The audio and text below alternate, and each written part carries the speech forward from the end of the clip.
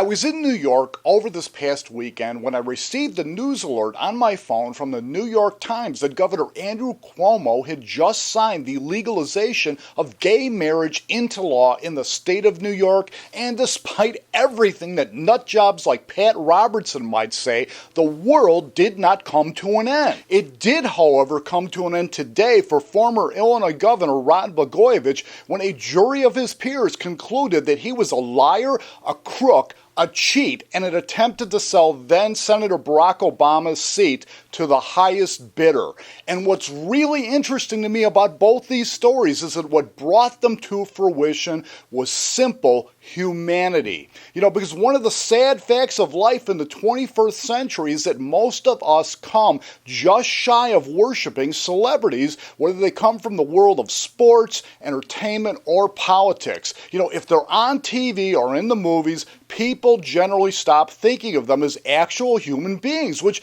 causes many of them to believe the same thing. They're larger than life, powerful, rich, and somehow above all of us, when in point of fact, nothing could be further from the truth, because Rob Blagojevich was brought down by his greed and by his ego, with the last nail in his coffin being his decision to take the stand and then gasp for air when the prosecution had the gall to ask him to admit to the jury that he was a convicted liar, which he was and was forced to admit. And it all went downhill for him from that point on.